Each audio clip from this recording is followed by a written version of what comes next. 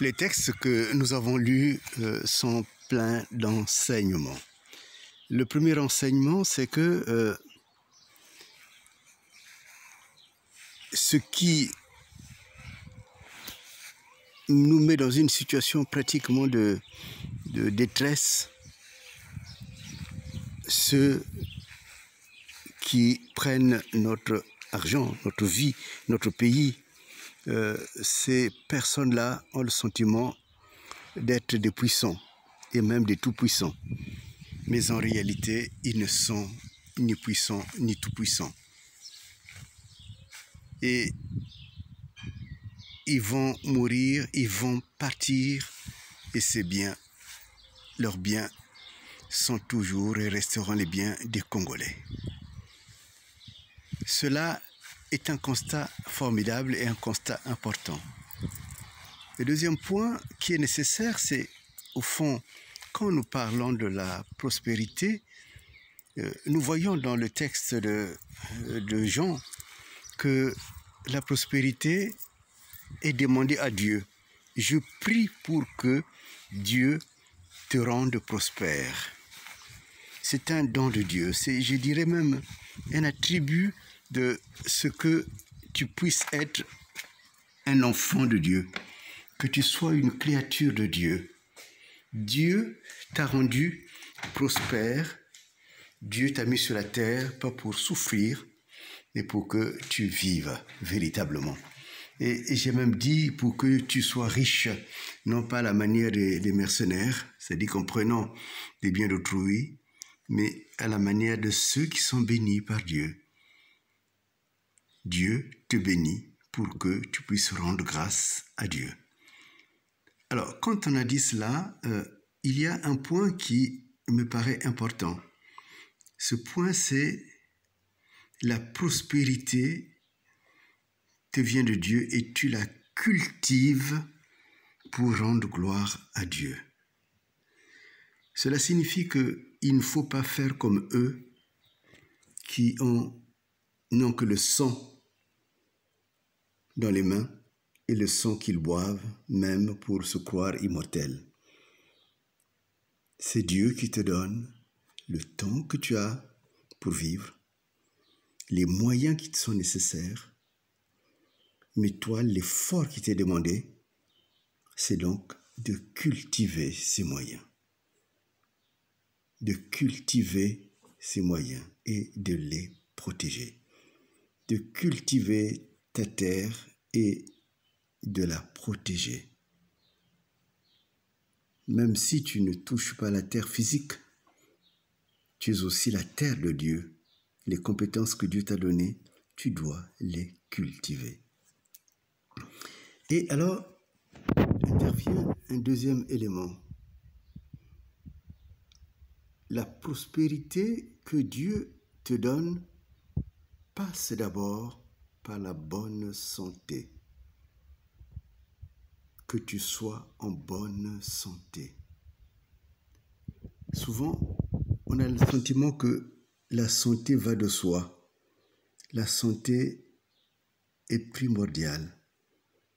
C'est un cadeau de Dieu qui va avec ton être. Si tu n'es pas en bonne santé, tu ne pourras rien faire. Ceux qui passent malheureusement par les temps de souffrance savent ce que c'est. J'ai vécu moi-même la souffrance et je sais ce que cela crée comme sentiment. Donc, vous voyez, je prie pour que tu prospères. C'est-à-dire que ce que Dieu t'a donné, tu le développes au maximum pour glorifier Dieu. Donc, tu le fais. Si Dieu m'a rendu intellectuel, je dois être le plus excellent des intellectuels dans mon domaine pour glorifier Dieu. Si Dieu t'a donné de la richesse, eh bien, il faudrait que ta richesse grandisse au point où tu deviens plus que riche, mais pour glorifier Dieu, pour qu'on dise Dieu l'a vraiment béni.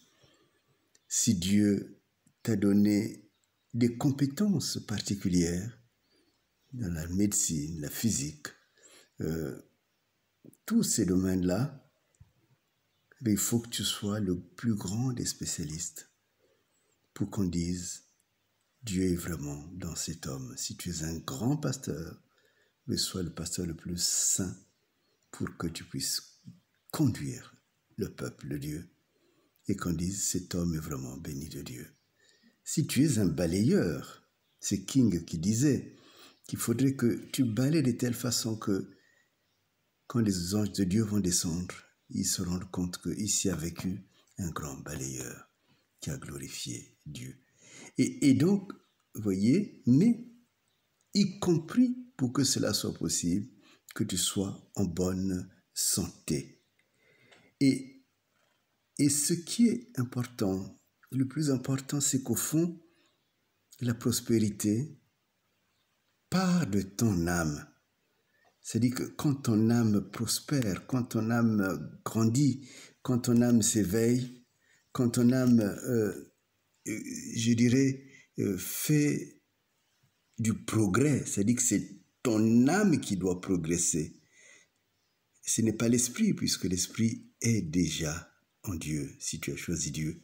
Mais il faut que l'esprit épouse la puissance, ton âme épouse la puissance de ton esprit pour que tu puisses faire progresser tout ce que Dieu t'a donné. Et quand tu le fais progresser, quand les gens voient que tu es vraiment béni, alors ils te suivent et les gens te suivent et ils entrent dans la prospérité de Dieu. Donc, devenir prospère est, je dirais même, une obligation, puisque Dieu t'a donné son esprit.